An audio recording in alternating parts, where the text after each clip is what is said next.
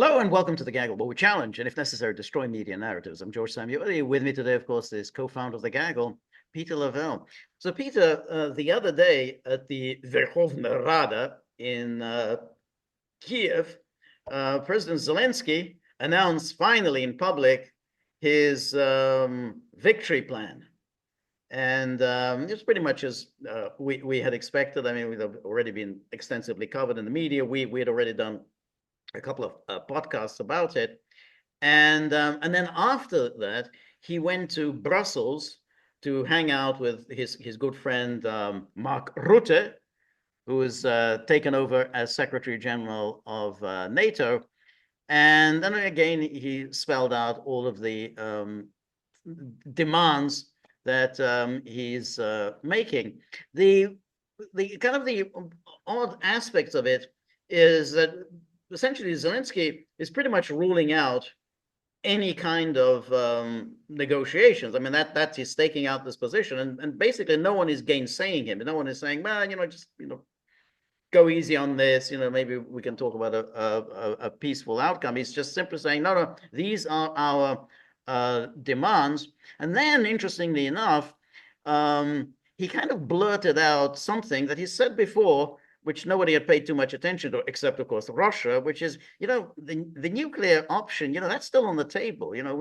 After all, if you're not going to bring us into NATO, we might have to think about nuclear weapons. And of course, afterwards, he kind of walked that back a little bit. But, you can see where his mind is. And NATO is not really in a very good position to deny him, because after all, if NATO has made these clears, hey, you will eventually be a member of NATO, but not right now. And then he says, yeah, but it's right now that we actually need NATO. Afterwards, I mean, what's use of NATO membership when we don't want it? So then he goes the next step. Well, if NATO is something that's important to us, and you say it's important, and you're not giving it to us, well, what else can we do other than go, the whole hog and develop nuclear weapons, which again is not something NATO is terribly happy with. So anyway, let me just show you what he outlined in his presentation at the Verkhovna Rada. And here he says, there are the 5 points and 3 secret annexes. And then he says the first 3. That's right. The secret. They're not so secret now. That's right. So first is geopolitical, second and third points are military, fourth is economic, and the fifth is security related. And so then he goes on. So the first point is an invitation to NATO right now. And I mean, like, immediately. We understand that NATO membership is a matter for the future, not the present, but Putin must see that his geopolitical calculations are failing. The Russian people must feel this, that their Tsar has lost geopolitically to the world, and I want to thank all our partners who support the idea that an invitation for Ukraine to NATO now, with membership later, strengthens not just us, but strengthens all of us. And again, he's kind of quite skilled at shaming NATO, because NATO keeps saying, yeah, you'll be a member, definitely, no question. You're going to be a member of NATO. Okay, tomorrow, can we sign something tomorrow? Let's hold off a little bit on that. So he's kind of saying, yeah, I want to thank let's not be hasty. Let's not be hasty. So that's why he says all our partners who support the idea. Just like NATO, he said those are our partners who support the idea, which are the usual crowd, which is the Baltic, Poland, and I guess the UK. The invitation is a powerful decision that requires nothing but determination. And today the invitation symbolizes more than just NATO. For us, determination on the NATO issue for Ukraine also means the inevitability of European integration for Ukraine and the fact that there's no alternative to democracy in Ukraine. Am I supposed to be impressed? No. And then it says the second point is defense. Oh, that was the first point. Exactly. The first point is immediate NATO membership. Okay. The second point is defense. And he says that the successful continuation of the operations of the defense and security force of Ukraine, and then he says, irreversible strengthening of the positions of the defense and security force of Ukraine, and the destruction of Russian Federation's offensive potential in the occupied territory of Ukraine. Next is assistance from our partners manning our reserve brigades for the armed forces of Ukraine. Assistance from our partners in manning our reserve brigades. Isn't he so cute? Okay. He is very cute. Yes, that's right. This is, this is like believing in the tooth fairy. Yes. No, it's actually, it's believing that a unicorn is going to step in and be a tooth fairy for That's you. right. That's right. Everybody have to keep in mind that Zelensky's been slogging this around in Western capitals for weeks now. Okay, Yes. so, and there were no takers that we can tell. There were no takers. I mean, because you see, the NATO's idea is to keep the war going, as long as its own people are not getting killed. So, but Zelensky, of course, says, yeah, but that, quite obviously, hey, but that doesn't do anything for us. We keep getting killed. You're not getting killed. It's not working for me. Yeah. You go home every night to your very plush dinners in your very nice restaurants while we are getting killed. And then bringing Ukraine's air defense system to a level sufficient, really efficient to protect our cities and villages from Russian missiles and enemy drones. And then he says, and joint defense operations with our neighbors in Europe to shoot down Russian missiles and drones within the range of the partners' air shields. So in other words, he wants to do that thing that he's been, trying to get the Poles to agree to, which is to have the Poles shoot down Russian missiles in Ukrainian airspace. So the Poles, and some of the Poles are down for that, but not all of them. Yeah, but this is firing missiles from Poland. Exactly. That's exactly it. It's firing missiles from Poland. In other words, Polish missiles from Poland. I don't think that would go down well in the Kremlin, George. I don't think so. I don't think, but that's important. Joint defense operations with our neighbors in Europe to shoot down Russian missiles and drones within the range of the partners' air shields. So that was, in other words, Poles, presumably the Balts, so if they have the capability to get themselves directly involved in the fighting, as well as expanding operations involving our Ukrainian missiles and drones and investing in increasing their production in Ukraine. Lifting our partners... You do need electricity to do that. Yes, you do. Lifting our partners' restrictions on the use of long-range weapons on all the territory of Ukraine occupied by Russia and on the territory of Russia, on enemy military infrastructure facilities, and providing Ukraine with appropriate long-range capabilities, missiles, drones, and other means of destruction. Well, he thinks big. He does think big. Thanks, big. Yeah, this is just, there's no George has already let the cat out of the bag here. There's no negotiations here. No. This is the usual demand for capitulation. That's right. That's exactly right. And then providing Ukraine with real-time satellite data and data obtained through other intelligence means. Well, that's something they're already getting. So we know that there's no way that they can do all this targeting inside Russia without getting satellite data. They just really regret that they're not Israel. He does. I am sure. And he said that, hey, why are you doing all this for Israel and not for us? The third point of the victory plan is a point called deterrence, which is interesting. Again, like they all sound like the same. It all seems like a bit of a redundancy. So now it's a deterrence. Ukraine offers to deploy a comprehensive non-nuclear strategic deterrence package on its territory that will be sufficient to protect Ukraine from any military threat posed by Russia, and that will limit as much as possible the variability of Russia's actions to such prospects. Either join an honest diplomatic process to bring the war to a just end, or certainly lose the ability to continue an aggressive war as a result of Ukraine's use of the provided deterrence package, according to Russia's defined military objectives. George, nobody broke the news to him. I'm surprised that it has taken this long. Is that Ukraine was supposed to weaken Russia? That's all it was supposed to do. Wins, loses, doesn't really matter. Okay, this is delusional. This is delusional.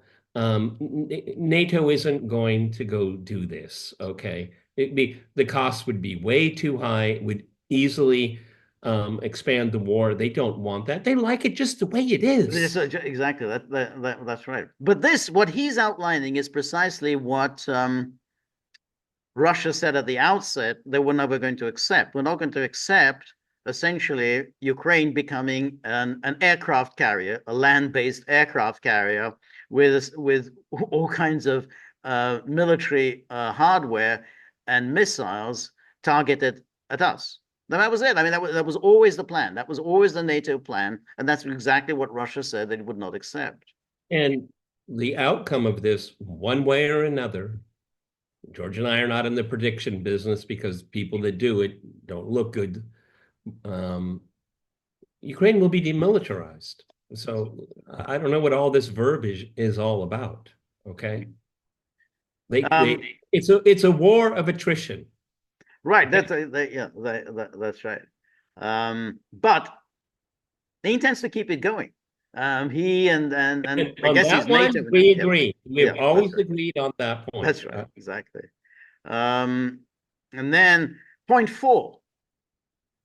Ukraine offers the United States. This is kind of interesting. Ukraine offers the United States, together with selected partners, including the European Union, of which Ukraine will be a part, and other partners in the world who are our partners, to conclude a special agreement on joint protection of critical resources available in Ukraine. So essentially, he's kind of saying, hey, there's some critical resources in Ukraine. I know you want to get your hands on them, but it comes with a price. And guess what the price is? So critical resources available in Ukraine, joint investment, and the use of the corresponding economic potential. I mean, maybe, remember Lindsey Graham talked about that. Hey, Ukraine, there's a lot of rich mineral deposits in Ukraine. We could certainly get our hands on that. Yeah, the U.S. and other parties would see this as a fire sale. Yeah. This is also peace through strength, economic strength. This is an agreement that will organically complement and strengthen the existing system of economic pressure on Russia, namely all existing sanctions against the Russian Federation, oil price restrictions, export restrictions to Russia, and other pressure measures. George, again, we see this is from the very beginning. Zelensky, what if Russia says no?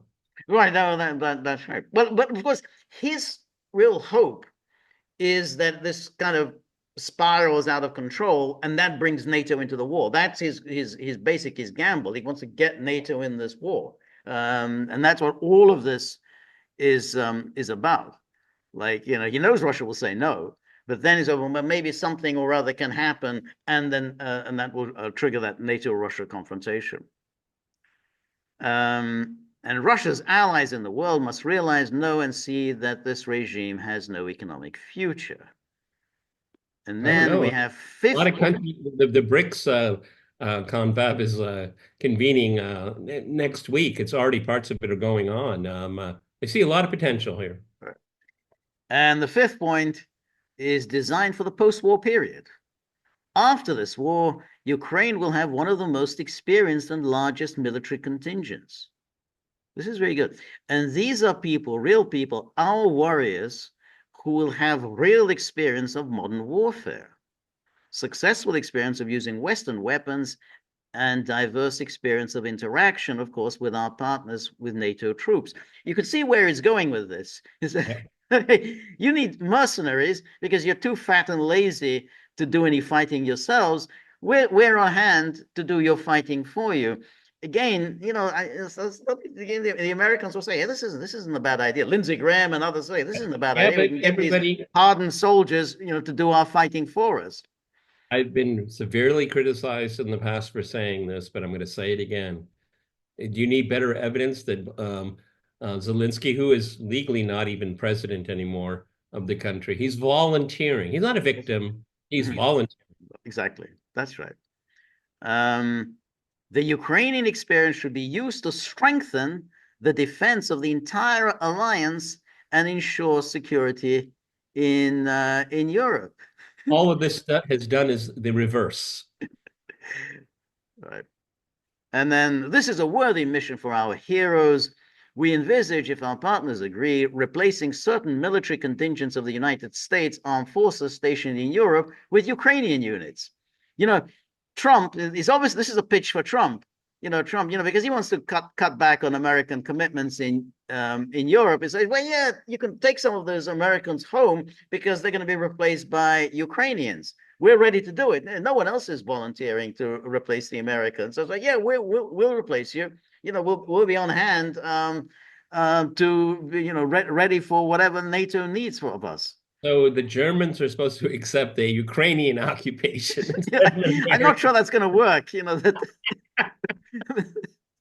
don't think it would work in Poland. I don't think it would work in Poland. I also find it difficult to believe that the Germans, they're not quite they're not the country they were in the 1930s, but I think they would have difficulties with the idea of having Ukrainian Slavs standing guard over them. I think that might be just a bridge too far for most Germans.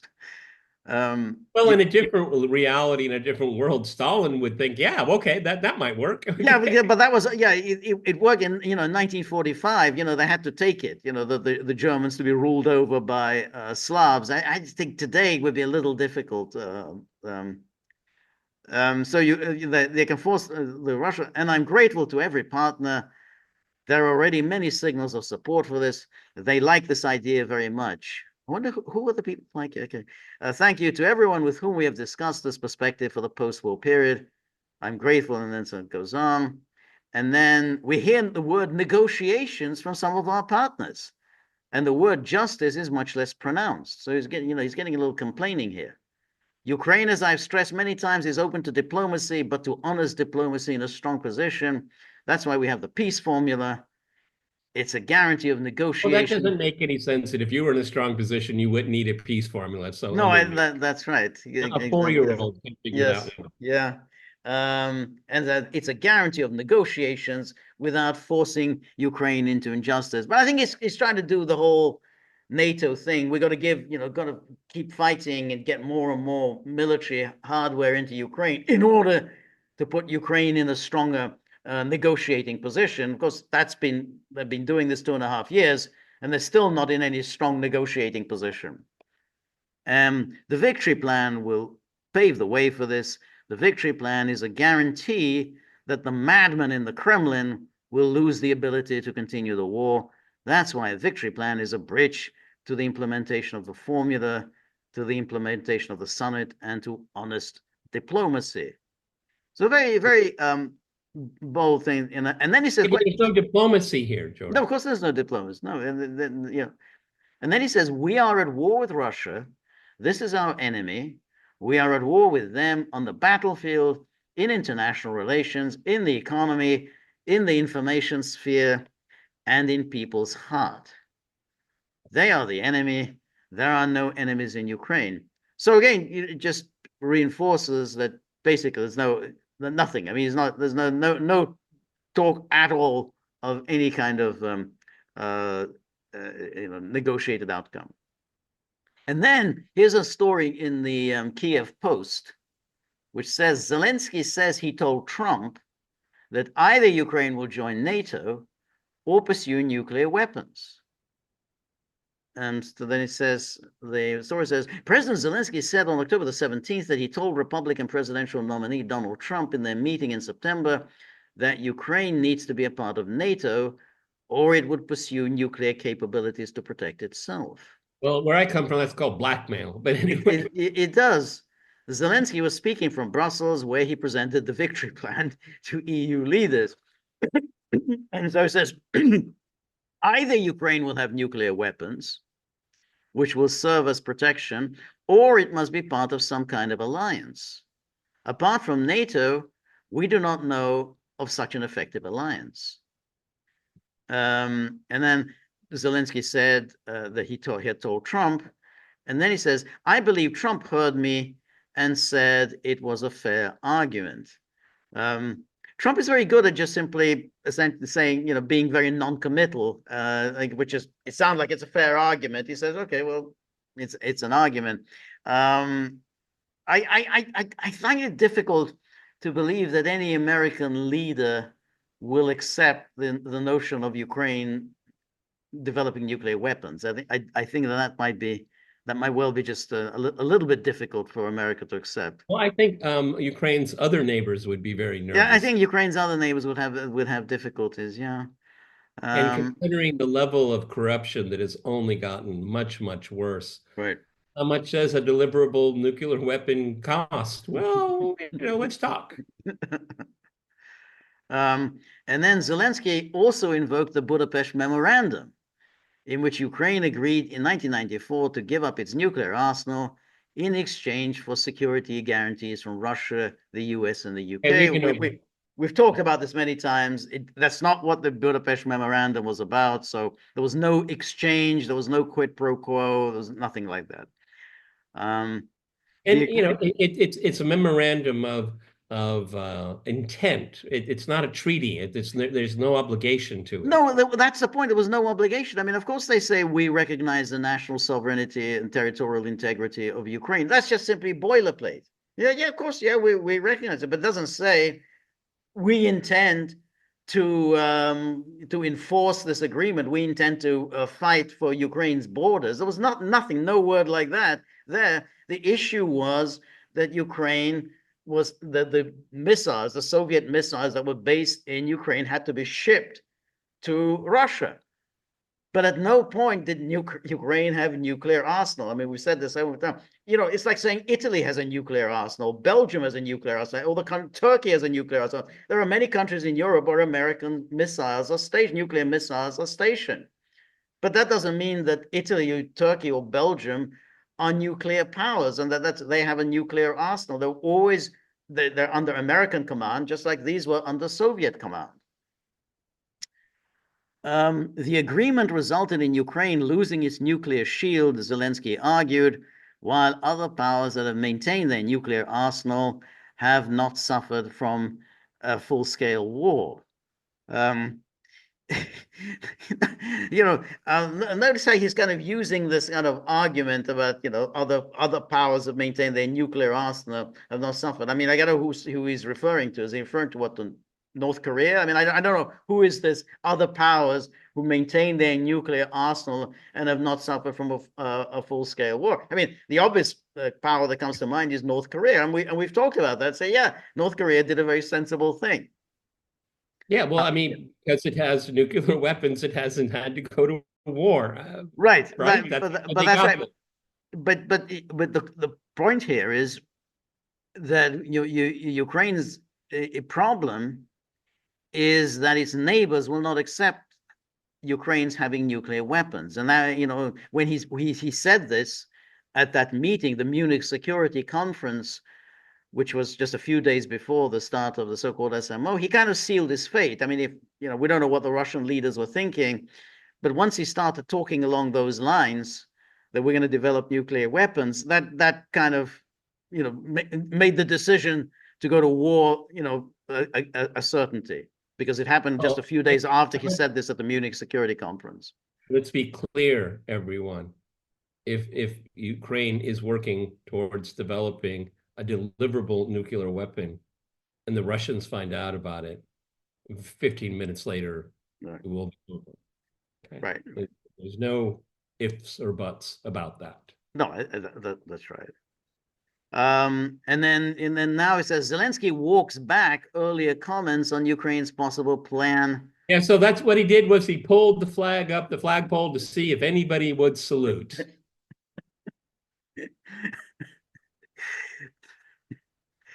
And then he says, Zelensky said on October 17th that Ukraine was not pursuing nuclear weapons, clarifying comments he had made previously.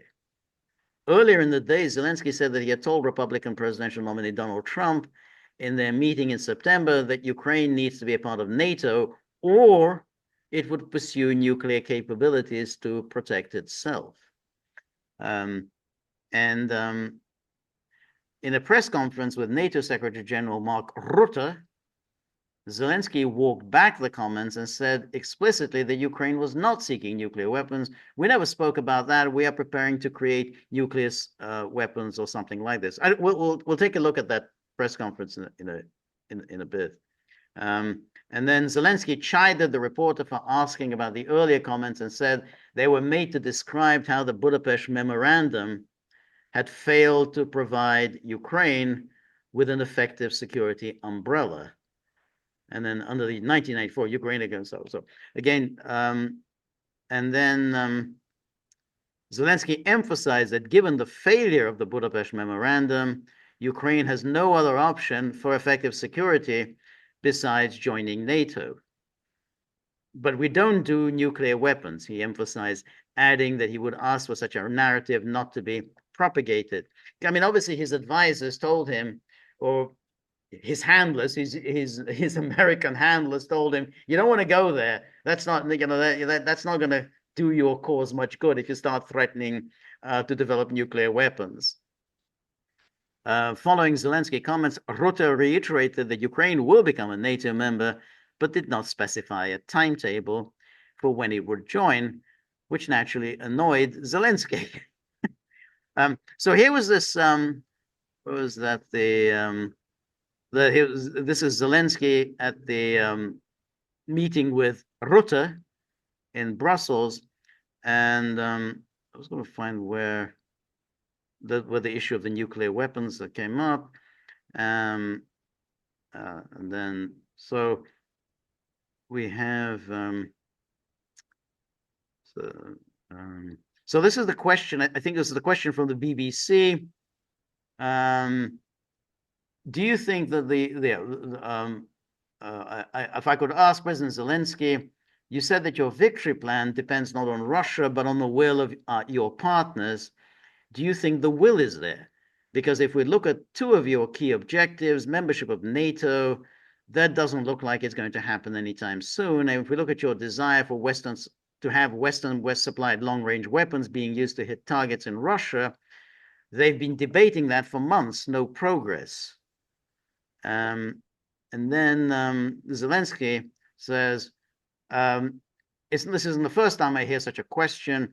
What is realistic and what is not realistic? I remember the steps before the invasion. I remember the first days of the Russian invasion, a lot of different propositions which are realistic for us to survive. So I believe in people and our people, but not only in Ukrainians. And then he kind of, again, goes on somewhat rambling.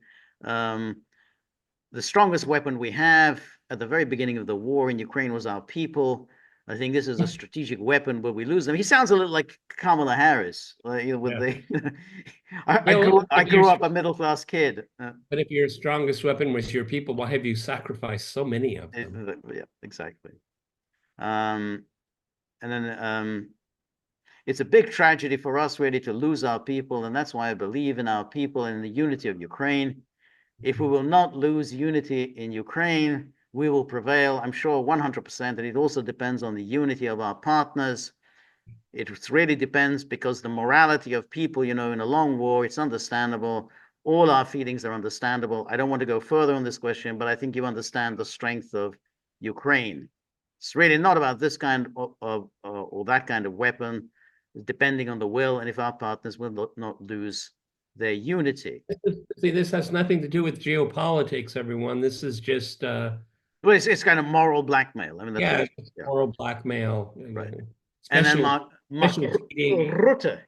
Rutte says, but Ukraine is a democracy. The 32 allies are democracies. Yeah, so you all have debates, but there's absolute unity because this is about our values, about our collective security. We cannot have an emboldened Russia at the NATO borders because they would somehow have been successful in Ukraine. But we can have an emboldened NATO and Russia's borders. So we cannot have an emboldened Russia at the NATO borders because they would somehow have been successful. Well, one way you can avoid that is by not having Ukraine in NATO. Then you wouldn't have Russia on NATO's borders. But I'd even go further. If you didn't have a NATO, then there would be no Russian. No, exactly. Yeah. There would be no NATO border to worry about. That's right, exactly. We cannot accept that because of our values and because of our collective security interests, and this is from Los Angeles to Tirana to the most eastern city of NATO territory, we are aligned on this. That sounds quite intimidating. I mean, that you're now describing this whole land ocean mass of NATO, and then you say, oh, but we're just defensive. We're all really scared. That well, our security is in danger. And Richard also said, I don't know if it was at this venue, is that NATO, Ukraine will be part of NATO, but other countries could become part of NATO. Yeah, I saw that, but I couldn't find that comment I saw that story as well, and I was trying to look for it, but I couldn't find that, couldn't track it down when you said that. To be on the safe side, it is. Some have reported this. That's right, exactly, but it's not in this news conference. And then we have so I think this is one about the nuclear weapons. So this was from DPA, and it said, Mr. President, you just made it clear at the EU summit that the question of nuclear weapons would arise for Ukraine if it cannot become a NATO member. So in this context, can you tell us how long it would take for Ukraine to build a nuclear bomb? And then and a question to the Secretary General: would you understand if Ukraine were to build a nuclear bomb if it cannot become a NATO member? Thank you. Well, yeah, Zelensky, you started all of this. Yeah, that's right. And so then Zelensky, sometimes we create ourselves problems. Now you began to do it. Well, we began to do it because you brought up the subject. So we never spoke about that we were preparing to create nuclear weapons or something like this. I said that when the Budapest Memorandum was signed by very honorable very powerful nuclear countries, that was written that Ukraine gives nuclear weapons, and Ukraine will have from these very respectable countries, including those, Russia, China, United States, including them, that we have our secure territorial integrity and sovereignty. That's what I said. And I said, so it meant that we gave nuclear and these people who've been partners of those times. I mean, the translation is obviously very shaky, but it's kind of just repeating that point that we kind of gave up our nuclear weapons. And they had to give us security guarantees, which they didn't. That's why it's called a memorandum and not any kind of a security partnership. And if after that Putin began this occupation, not once during all this year, during the revolutions, during the last 10 years, 2 times during the last 10 years, it means that it's not very good umbrella for our security. That's why I said I don't have alternative except NATO. That was my signal. But we don't do nuclear weapons. Please don't move those messages. The problem with this argument, it's an alternative NATO, is that essentially Ukraine is a member of NATO. I mean, NATO is doing for Ukraine what it would do if Ukraine were a member. I mean, essentially, this is Article 5. They're all chipping in, sending whatever. I mean, it doesn't say in Article 5, we're ready to start a nuclear war on behalf of one of our member states. So he's getting everything from NATO that he could have hoped to have received if Ukraine had been a member of NATO. And that's it. There's no more. So it's not like, I mean, if he's saying that, if we were a member of NATO, United States would go to a nuclear war on our behalf. That is not what NATO membership entails. So his point here is really ridiculous to say, well, either NATO membership or we get nuclear weapons of our own. No, it's not. This is effectively NATO membership. That's about all you're actually going to get from NATO, what you've got now. So But he's trying to walk back his comments. But the comment is very much what he said in 2022 at the Munich Security Conference. That's the argument he made then. Hey, you let us down at the Budapest Memorandum. You said security guarantees. We don't have security guarantees. What else can we do other than develop nuclear weapons? And then NATO Secretary General Mark Rutte, and Ukraine will be in NATO. Until that happens, we will make sure that Ukraine has everything it needs to prevail. And so that's it. All I can say to that is I hope the buffet was worth it. Okay. Well, it Jeez. probably was. Maybe I'm sure they eat well. Hopefully everybody was fed. Okay, because yeah, I'm sure that they eat very well in Brussels. But it's just very amusing. He goes there, he keeps saying all of this, and NATO keeps telling him, yeah, you'll be a member of NATO just as soon as this war comes to an end. And then he says, yeah, but what's the use of that? Well, you'll be part of the transatlantic structure, and you'll have a good time and being a member of NATO. So he starts getting a little desperate, and then he sort of brings up the nuclear weapons, and then of course they tell him you really don't want to go there, because that's really going to upset some people if you start threatening to develop nuclear weapons. So he kind of walks it back in a way, but he doesn't really walk it back. It's clear from even that poor translation that he didn't really walk it back. Ukraine is a member of the Non-Proliferation Treaty, isn't it? I'm pretty sure. I think yes. I think I'm sure. Well, yeah. I think that was part of the Budapest Memorandum. Yeah, that was part and parcel of the Budapest Memorandum, which is that Ukraine now joins, because after all, the Soviet Union was a member, so now Ukraine, as an independent state, signs on to the Non-Proliferation Treaty. Yeah, well, the United States started an aggressive war against Iran because of its nuclear program, but Ukraine can have one. Yeah, Non-Proliferation Treaty. Right. Yeah, no, that's right. I mean, so yeah, that was Ukraine would be very difficult. Ukraine would have to walk out from the Non-Proliferation Treaty before it were to start developing nuclear weapons. But nonetheless, I mean, it's just, you have to think that they probably do have some kind of a program. I mean, I think everybody, they could put it together. Talking just making stuff up. I mean, they do have a nuclear program.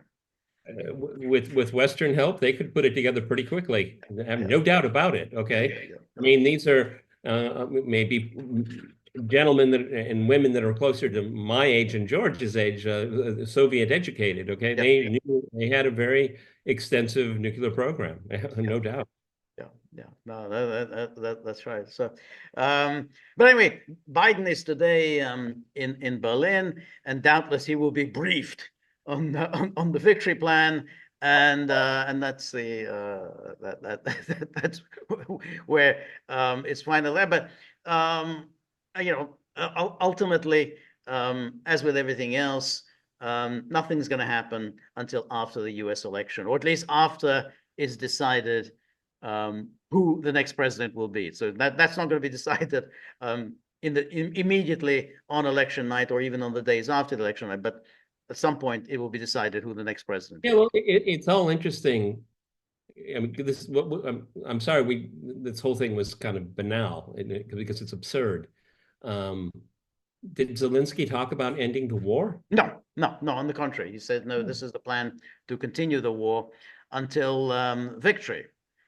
And Biden said something similar on his arrival in Berlin, that onto victory.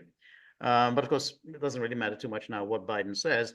But that's still, after all this time, that's still the official U.S. NATO position, which is, hey, onto victory, or basically, we're going to fight to the last Ukrainian. Okay, well, there are fewer and fewer Ukrainians. Okay, I just this is an act of desperation. NATO doesn't have any plan except for just to keep it going. George has always said that. I've agreed with him. The point of the war is the war. That's the point of it. That's it. It's not security. It's no, not about Ukraine. right. It's not about values.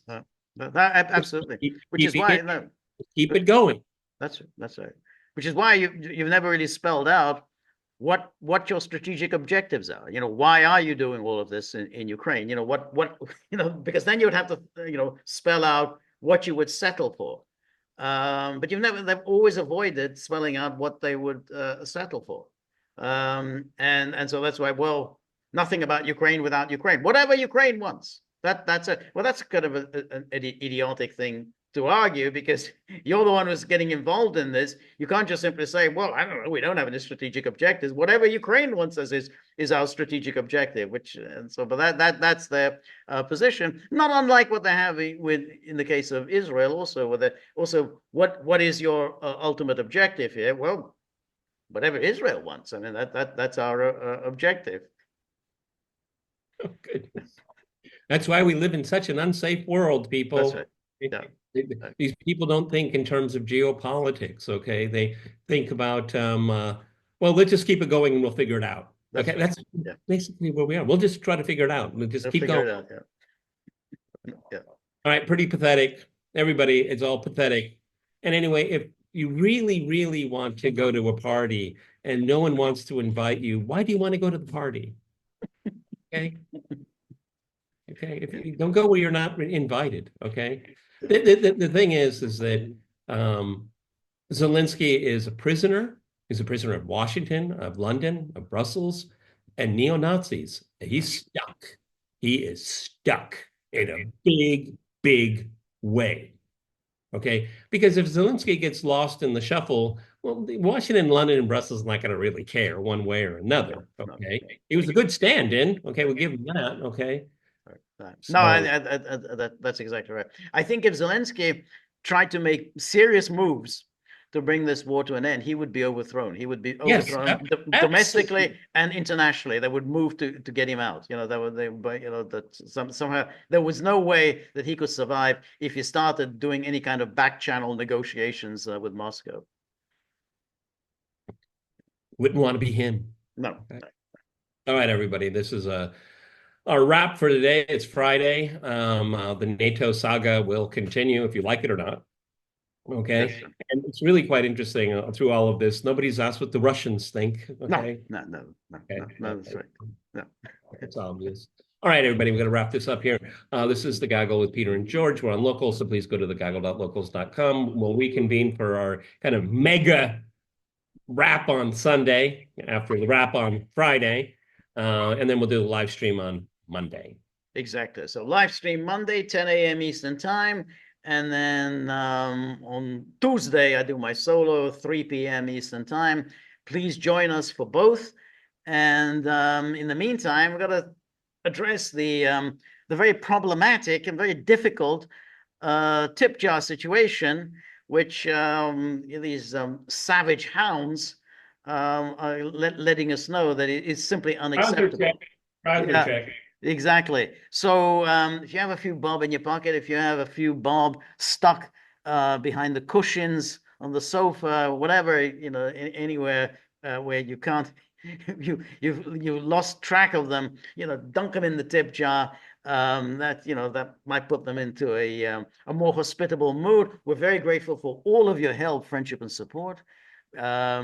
The more you're able to donate, the more of these videos we can make, the more we can improve on the technology. And above all, we'll have dogs that will be just less ferocious than they are. So remember, if you like The Gaggle, please like, share, and subscribe. See you soon. Bye-bye.